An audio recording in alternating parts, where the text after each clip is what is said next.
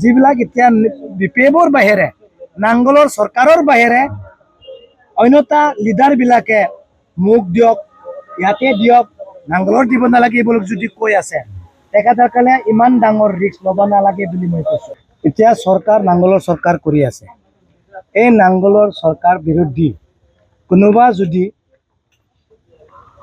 নাংগলৰ চৰকাৰৰ বিৰোধী কৰি কোনোবা যুৱ যুৱতীবিলাকে যদি আন কোনোবা দলত যোগদান কৰে, আন কোনোবা দলক হৈ ফুৰে, আন কোনোবা দলৰ হৈ যদি কাম কৰে, তেখেতে কেনেকা উন্নতি হ'ব? যেহেতু 4.5 বছৰ চাৰি বছৰ বিপিএফৰ চৰকাৰ আছে, কোনো মতে কোনো কেণ্ডিডেট কোনো ইয়াতে কাম নাহে, জিকিলেও নিজিকিলে একো নাই।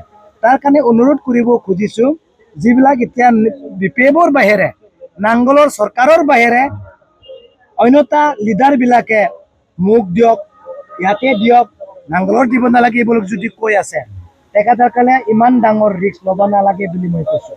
নহ'লে আপোনালোকৰ ৰাইজে মুৰব্বী বুলি ভাবে, আপোনালোকৰ ৰাইজে লিডাৰ বুলি ভাবে, লিডাৰ বুলি ভাবি বিপিএফৰ নিদিয়াকে আন কোনোবা দলৰ ভোট দিবলৈ যদি অনুৰোধ কৰে, চাৰি বছৰ কি হ'ব? ইয়াৰ পৰিণাম নিশ্চয় বেয়া হ'ব। চৰকাৰৰ ওচৰত যাবলৈ ভয় কৰিব, চৰকাৰৰ ওচৰত যাবলৈ মনত বেয়া লাগিব। তাৰ কাৰণে এইবোৰ বেয়া ৰাস্তা কিয় কৰি দিব নালাগে। চৰকাৰৰ লগত থাকি কাম কৰিবৰ কাৰণে অনুৰোধ কৰিব লাগিব।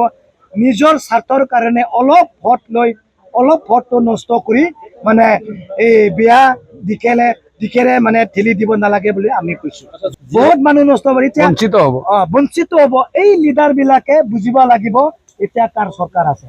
চৰকাৰৰ পক্ষত নাথাকাকৈ ভাল মানুহবিলাক যদি এই বিপিএফৰ বা নাংগলৰ বিৰুদ্ধে যদি লৈ যায়, ইয়াৰ পৰিণাম কি হ'ব? এই লিডাৰবিলাক দায়িত্ব ল'ব পাৰিব?